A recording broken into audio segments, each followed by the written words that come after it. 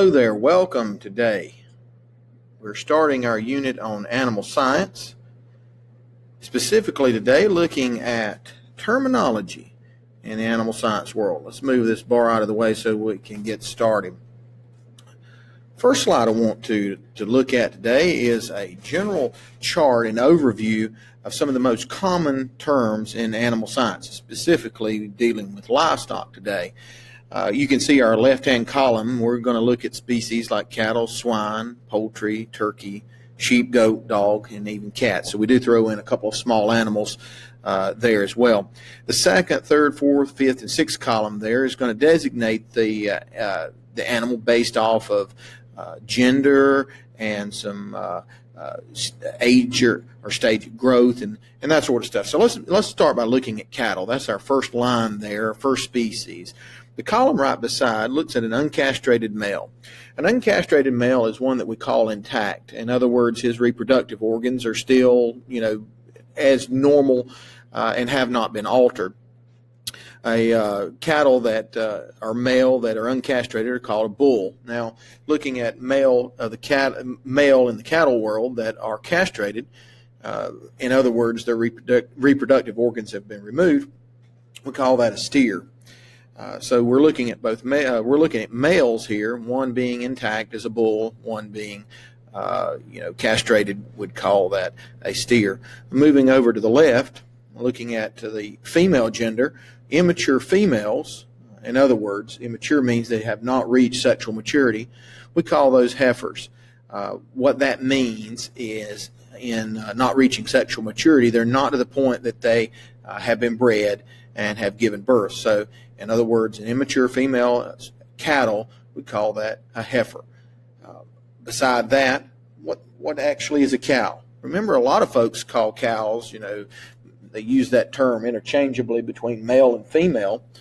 A cow is technically a mature female that has given birth. In other words, she has calved before. So you get a feel for the way that this column works and looking at the cattle and designating bulls, steer, heifer, cow, and so on. We kind of have to look at their gender. We have to look at their status of the reproductive organs and so forth, and being able to designate those different terminology. The final column, probably the easiest one to remember, newborn. What is a newborn of the cattle species or the bovine species called? We simply call that a calf. And that's probably something that you already knew.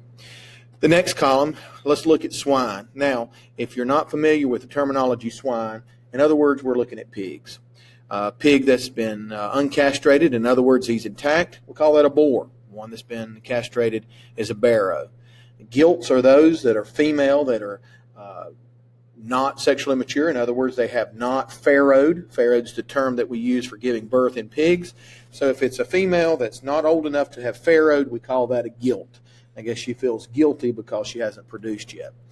The female of the swine world, the one that has produced pigs, is called a sow. You've probably heard that term before. So looking at cattle and swine, those are some of the designations that we give based off of the gender and the status of the reproductive organs. Now, chickens we're going to call poultry, and poultry is a loose term here. We were looking at a number of different type avian species, but poultry in particular, we're going to look at chickens. Uncastrated male is called a rooster.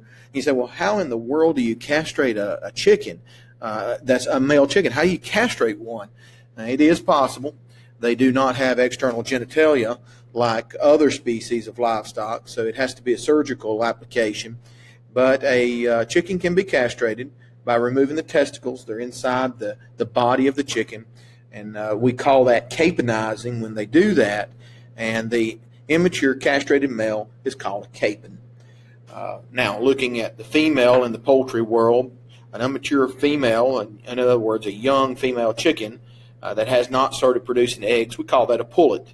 A lot of chickens that we deal with in our area start laying around 20 weeks.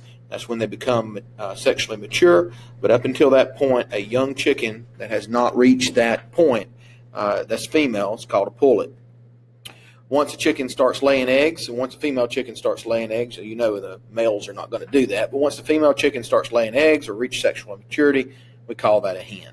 and the newborn are called chicks. Turkeys, slightly different. We don't technically have a term for the immature castrated male. We don't see turkeys being castrated, but the uncastrated male is called a tom. The immature female, again, very similar to chickens, is called a pullet. A young female turkey is called a pullet. Hen, similar as the chicken as well. One of the differences, though, in newborn of the turkey species, we call a newborn not a chick, but we call that a poult. Now, additional terms that you may see or deal with, especially here at Crest High School, we deal with goats. So let's look at those at the bottom part of this graph. And I'm going to skip down to the goat and talk about it. A male goat that is uncastrated, sexually mature, we're going to call that a buck. An uncastrated male that is young, younger than 1 year of age, we typically call that a buckling. Now, what's the term for a castrated goat? And we're going to use that term, same as it is with sheep, and we're going to call that a wether. Okay. Now, switching to the female side in the goat world, let's look at the immature female. We're going to call a doeling, and the mature female is called a doe. A lot of times I make a mistake and I call those young females does, but technically an immature young female is a doeling. But a lot of times we get lazy in the way that we say things, and we just say a doe. But that's a female of the goat world. Now, the newborn for a goat is designated as a kid. Finishing up, let's throw in a couple of small animal terms that you may see around home. Many of you probably have dogs and cats. You can see the terminology there. A uncastrated male dog is a stud dog. An uncastrated male cat is called a tomcat. If we're looking at the castrated, we're simply going to call those neuters. When you may go to the veterinarian and have your pet neutered, they're specifically talking about, more than likely, they're specifically talking about a tomcat. We say spay, that's specifically for the female, but yet neuter can be used interchangeably, actually, between any male or female, but we typically use neuter as using a designation for the male species. Looking at the immature females, a dog is a bitch and a cat is a molly. So those are terms you may not have heard before in reference to dogs and cats. So those are potentially new terms for you. Again, we don't designate between immature females and mature female dogs. We simply call both of those, whether they're immature or male or mature female dogs, we call those bitch. And on the cat side, the mature female cat would be a queen. In looking at the newborn for dogs, puppies, and I'm sure you've all heard of that designation, and for a cat, it is a kitten. So nothing new as far as that terminology is concerned. But maybe some new language you've never been exposed to before.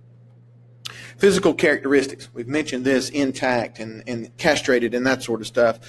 Males that are intact are generally more muscular overall. They develop muscle more so than the castrated males.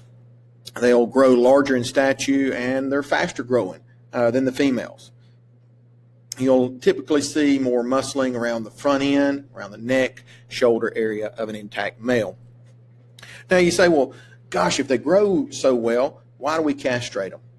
Castration for livestock is going to be improved meat quality. We typically will see a better meat quality with a castrated male. In addition to that, it reduces some of the aggressiveness that you might see and would help in the dealing, help with the work and the management of those species. Now, for cats and dogs, you're not going to use any of these tools here to do that for the home pet. Veterinarians should be the ones performing that procedure. We'll do that to reduce mating, reduce the pet population, unwanted pet population, and even to maybe calm species down just a little bit more to be better suited to be maybe an indoor pet at home. But in this slide that you're looking at, we're going to go back to the livestock species here. Here are a number of devices that we use to perform the castration technique on livestock. It's debatable which one's the best to use. You'll see research that provides support for a number of these methods. I think you have to, if you're a producer, you're going to look at what method works best for you on your farm. I don't think there's necessarily a right or wrong way to castrate. For our goats, our kid goats, we typically use the banding method. The reason we use the banding method, it tends to it tends to be a little bit easier as far as not having a surgical method to take place. We'll band the animal scrotum, and within a few weeks the reproductive organ will fall off, and then we'll have a castrated animal. It works well for us in being able to use this technique. Other techniques, as you see down at the bottom of the scalpel would be a more of a surgical technique, which opens up some additional concerns with having an open wound on the animal. But again, there's no method that's technically better than another. I think it has to be what works best in your production setting. Now, those castrated males, they're going to be a little slower growing, so you're going to see a reduction in the growth, and they'll have a little less overall muscle development than their intact counterparts. How do you tell the gender of a castrated bovine or castrated species in the cattle world? How would you tell? You look for the male genitalia, the sheath covering the penis and so forth might be a way to designate or be able to identify, I guess is the best way to say it, whether it's male or female. There's other features that on the female that you might notice that's just below the anus. You would see the external genitalia being the vulva area as well. So there's a little bit more difficulty in doing sex determination on that, but with experience, one is able to do that. Now, let's look at a bull versus a steer. You want to picture this. On the left, you're going to see a bull. Looks like an Angus bull here, and on the right, an Angus steer. Beneath the belly, kind of past or to the rear of the animal from the heart girth, you're going to see the sheath. And that would be the protecting device around the male genitalia to keep it from being injured. You can see at the left picture here of the bull, you can see he is still intact and part of his genitalia is still present. Physical characteristics of the female, the mature female, we're going to see a larger body structure than the immature female. That's natural, probably common sense to you. And more than likely you're going to see mammary glands that are developed as well on that mature female. You may not see the expression of that mammary gland system until she is getting close to giving birth, or parturition is what we call it, or after parturition's taken place.